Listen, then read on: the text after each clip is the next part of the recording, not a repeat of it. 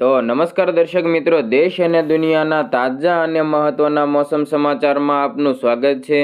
દર્શક મિત્રો, આજના વિડીયોમાં ખાસ કરીને આજે ગુજરાતના કયા કયા વિસ્તારોમાં રીતસરનું મેઘતાંડવ જોવા મળવાનું છે, કયા કયા વિસ્તારોમાં ભારેથી અતિભારે વરસાદની સંભાવના છે, તેના વિશેની સંપૂર્ણ માહિતી મેળવવાની છે। તો વળી આગામી દિવસોમાં પણ હજુ ગુજરાતના કયા કયા વિસ્તારોમાં નવા રાઉન્ડને કારણે ભારે વરસાદી માહોલ જોવા મળવાનો છે, તે અંગેની સંપૂર્ણ માહિતી પણ મેળવવાની છે।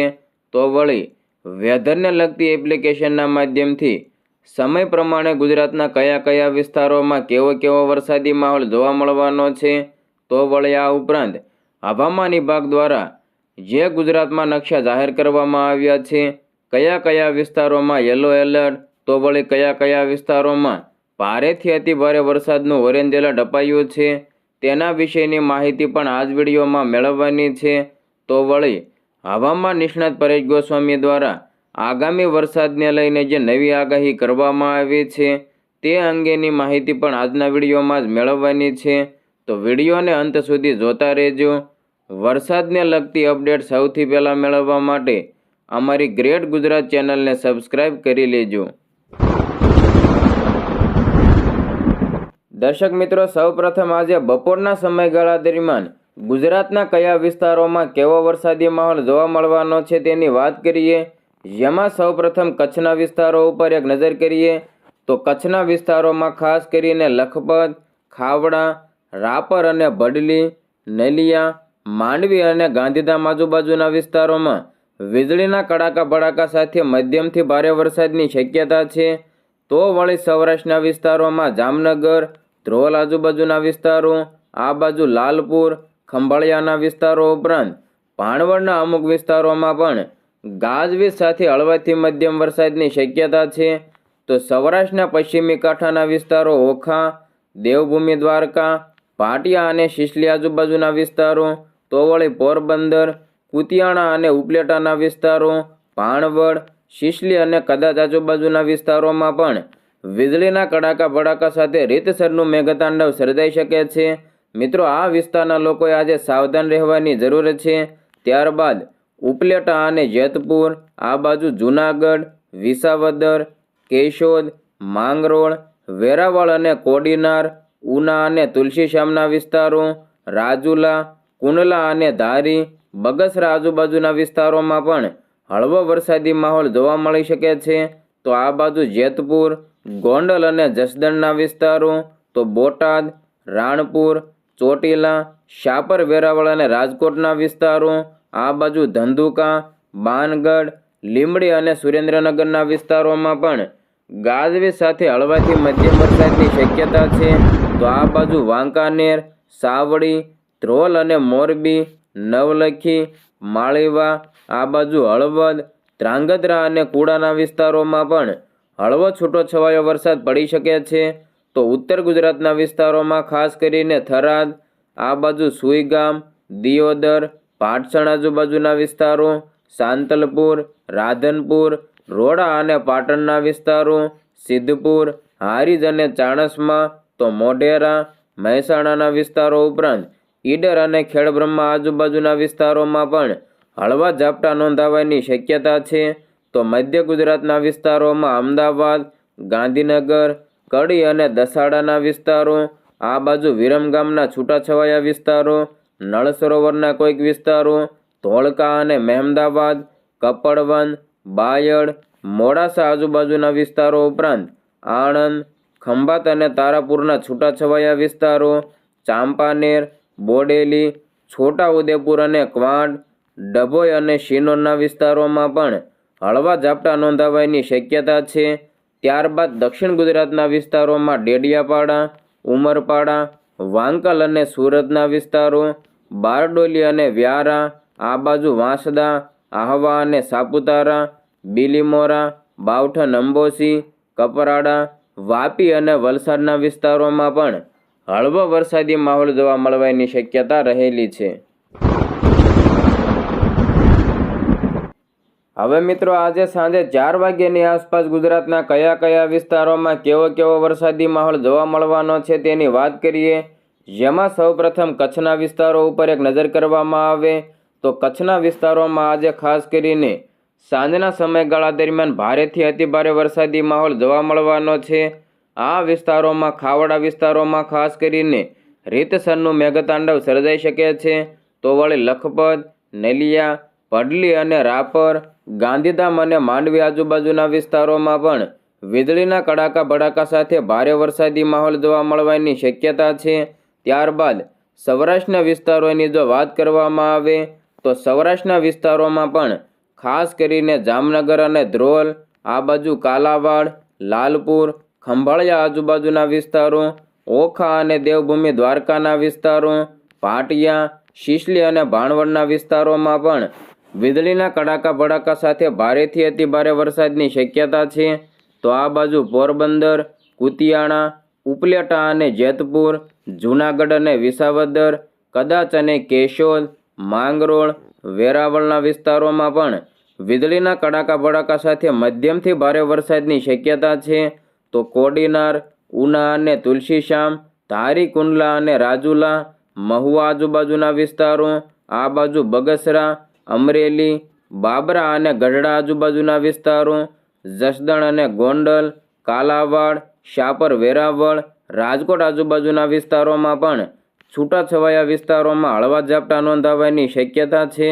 તો બરવાળા, રાણપુર, ધંધુકા અને લીંબડી સુરેન્દ્રનગરના વિસ્તારો, તો આ બાજુ નવલખી આજુબાજુના વિસ્તારો, માળીવાના વિસ્તારોમાં પણ ગાજવીજ સાથે હળવો વરસાદી માહોલ જોવા મળવાનો છે.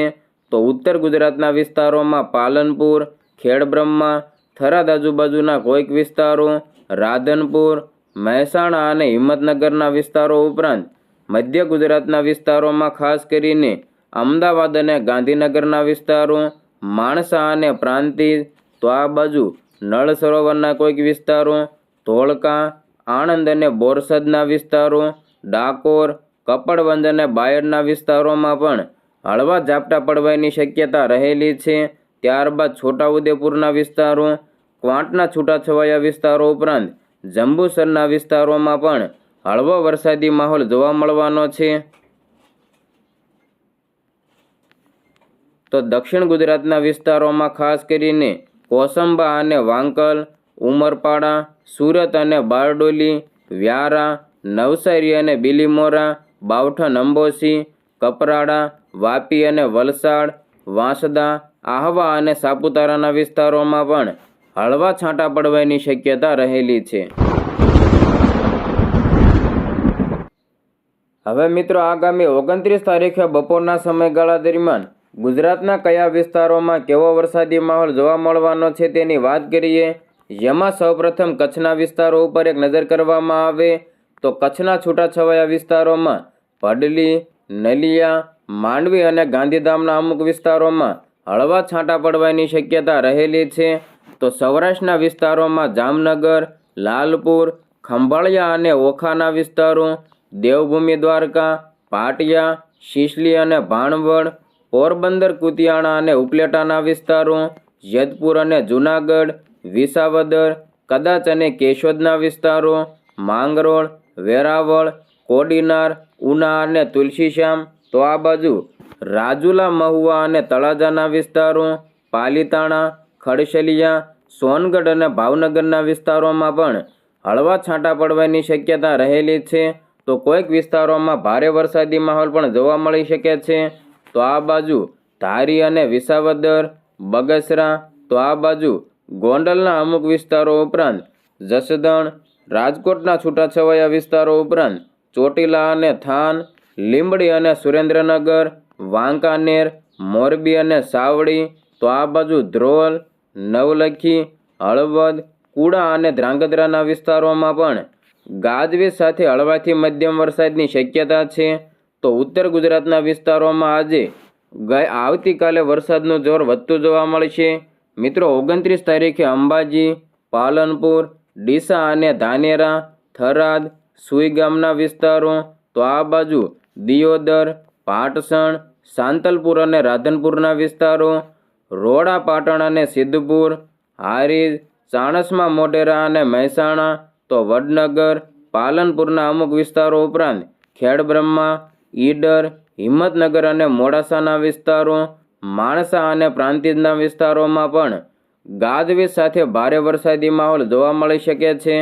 તો મધ્ય ગુજરાતના વિસ્તારોમાં અમદાવાદ અને ગાંધીનગર, કડી અને વિરમગામ, દસાડા આજુબાજુના વિસ્તારો, નળ સરોવર, ધોળકા, આણંદ, તારાપુર, બોરસદ અને ખંભાત, વડોદરા, ચાંપાનેર, આ બાજુ ડાકોર, કપડવંજ, બાલાસિનોર અને બાયડના વિસ્તારો, તો આ બાજુ લુણાવાડા, દાહોદ અને ઝાલોદના વિસ્તારો, કડાણાના કોઈક વિસ્તારો, પીપલોદ, ગોધરા, છોટાઉદેપુર, બોડેલી અને ક્વાંટના વિસ્તારો, તો આ બાજુ ડભોઈ, કરજણ, શિનોર અને જંબુસરના વિસ્તારોમાં પણ ગાજવીજ સાથે મધ્યમથી ભારે વરસાદની શક્યતા છે.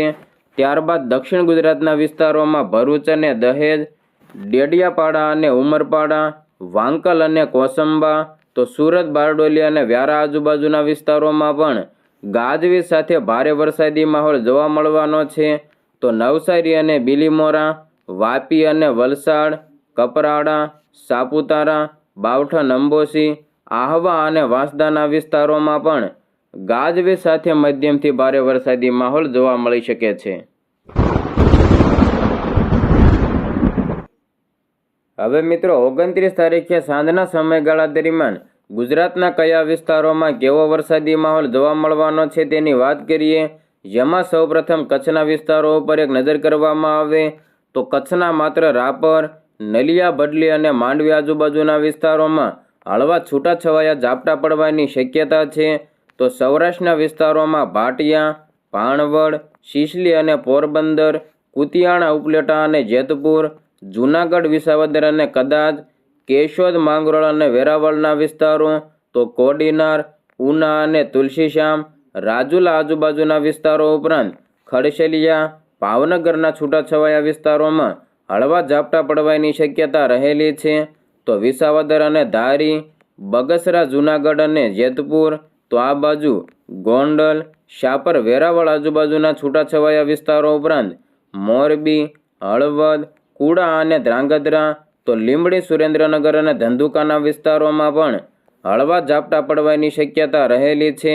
ત્યારબાદ ઉત્તર ગુજરાતના વિસ્તારોની જો વાત કરવામાં આવે તો ઉત્તર ગુજરાતના વિસ્તારોમાં ખાસ કરીને પાલનપુર, અંબાજીના વિસ્તારો, ડીસા, ધાનેરા અને થરાદના વિસ્તારો, સુઈગામ, દિયોદર અને ભાટસણ, તો આ બાજુ સાંતલપુર, રાધનપુર, રોડા, પાટણ અને આરીદના વિસ્તારો, ચાણસ્મા, મોઢેરા અને મહેસાણા, સિદ્ધપુર, વડનગર અને ઈડરના વિસ્તારો, તો ખેડબ્રહ્માના વિસ્તારોમાં પણ વીજળીના કડાકા ભડાકા સાથે મધ્યમથી ભારે વરસાદી માહોલ જોવા મળવાનો છે. તો માણસા, પ્રાંતિજ, હિંમતનગર અને મોડાસાના વિસ્તારોમાં પણ ગાજવીજ સાથે ભારે વરસાદી માહોલ જોવા મળવાની શક્યતા છે. તો મધ્ય ગુજરાતના વિસ્તારોમાં અમદાવાદ, ગાંધીનગર, કડી અને વિરમગામના વિસ્તારો, નળ સરોવર, ધોળકા, મહેમદાવાદના વિસ્તારો, ડાકોર, બાલાસિનોર અને કપડવંજ, બાયડ, મોડાસાના વિસ્તારો, લુણાવાડા, કડાણા, તો આ બાજુ દાહોદ અને ઝાલોદના વિસ્તારો, પીપલોદ, ગોધરા અને ચાંપાનેર, છોટાઉદેપુર, ક્વાંટ અને બોડેલી, ડભોઈ, વડોદરા અને આણંદ, બોરસદ, તારાપુર અને ખંભાતના વિસ્તારો ઉપરાંત ડાકોર, તો આ બાજુ જંબુસર, કરજણ અને શિનોરના વિસ્તારોમાં પણ ગાજવીજ સાથે મધ્યમથી ભારે વરસાદની શક્યતા છે. તો દક્ષિણ ગુજરાતના વિસ્તારોમાં ભરૂચ અને દહેજ, ડેડિયાપાડા અને ઉમરપાડા, કોસંબા અને વાંકલ, સુરત, બારડોલી અને વ્યારા, નવસારી, બિલીમોરા, વાંસદા, આહવા અને સાપુતારા, બાવઠા, અંબોસી, વલસાડ, વાપી અને કપરાડાના વિસ્તારોમાં પણ હળવાથી મધ્યમ વરસાદી માહોલ જોવા મળવાનો છે.